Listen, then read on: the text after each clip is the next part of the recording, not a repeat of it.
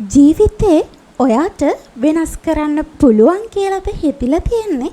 එහෙම නැත්නම් මට කිසිම දෙයක් කරන්න බෑ කියලාද හිතලා තියෙන්නේ? එහෙනම් මේ කතාව ඔයාට. ජීවිතේ හැමෝටම එක වගේ නෙවෙයි. කෙනෙක්ට ලේසි, තවත් කෙනෙක්ට ජීවිතේ ඉදිරියට යන්න අමාරු වෙන්න පුළුවන්. හැබැයි එක දෙයක් තියෙනවා. අපි තෝරගන්න මාර්ගය තමයි අපිව ඉදිරියට ගෙන යන්නේ. හොඳ මාර්ගය කියන්නේ ලොකු ලොකු දේවල් නෙවෙයි. හොඳ මාර්ගයක් පටන් ගන්න පුළුවන් පොඩි දෙයකින්. උදේ නැගිටලා අද දවස හොඳට ගෙවෙන්න කියලා හිතන එකත් හොඳ පියවරක්. කෙනෙක් අපිට නරකින් කතා කරද්දී අපිත් නරකින් ප්‍රතිචාර දක්වනවා නම් අපි තෝරගෙන තියෙන්නේ වැරදි මාර්ගය.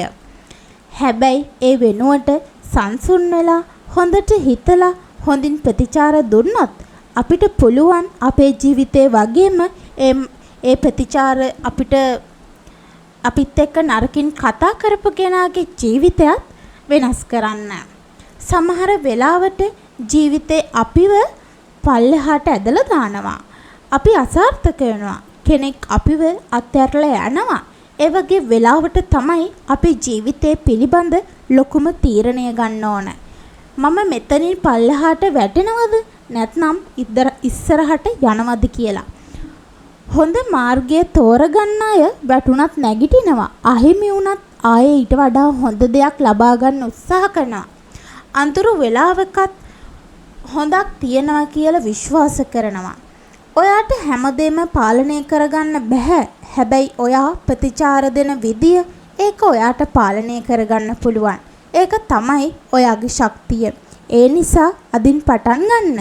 හොඳ දේවල් හිතන්න. හොඳ දේවල් කරන්න බලන්න. වැරදුනාම ඒ දේ මට හරියන්නේ නැහැ කියලා නවත්තන්න එපා. 100 පාරක් හරි try කරන්න. අඳුරු වෙලාවකත් ආලෝකය හොයන්න උත්සාහ කරන්න. එහෙනම් ගිහිල්ලා එන්න. මේ කතාව ඔයාට වැදගත් නම් ඉස්සරහටත් මේ වගේ කතා අහන්න ඕන නම් අපිව subscribe කරලා bell icon එක click කරලා තියාගන්න. එහෙනම් ගිහිල්ලා එන්න.